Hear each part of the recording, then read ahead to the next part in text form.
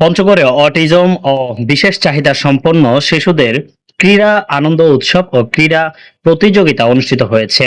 বুধবার 4 মার্চ দুপুরে পঞ্চগড় জেলা স্টেডিয়াম মাঠে জেলা প্রশাসন ও জেলা ক্রীড়া অফিসের বাস্তবায়নে ও পঞ্চগড় জেলা ক্রীড়া সংস্থার সহযোগিতা অটিজম ও বিশেষ চাহিদা সম্পন্ন শিশুদের ক্রীড়া আনন্দ উৎসব ও ক্রীড়া প্রতিযোগিতা অনুষ্ঠিত হয়।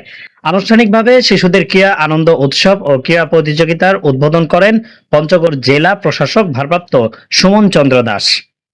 এ উপলক্ষে স্টেডিয়াম মাঠে চত্বরে আলোচনা সভায় অনুষ্ঠিত পঞ্চগড় জেলা ক্রীড়া অফিসার আবুল হাশেমের সভাপতিত্বে বক্তব্য রাখেন জেলা প্রশাসক ভারপ্রাপ্ত সুমন চন্দ্র দাস, জেলা বিএনপির আহ্বায়ক জহিরুল ইসলাম কাচ্চু, যুগ্ম আহ্বায়ক অ্যাডভোকেট আব্দুল বারী সহ ক্রীড়া সংস্থার নেতৃবৃন্দ। পরে অটিজম ও বিশেষ চাহিদা সম্পন্ন শিশুদের মাঝে পুরস্কার তুলে দেন অতিথিরা। ভিডিও চিত্রে ছিলেন পঞ্চগড় থেকে আসাদুজ্জামান আপেল, লিড নিউজ।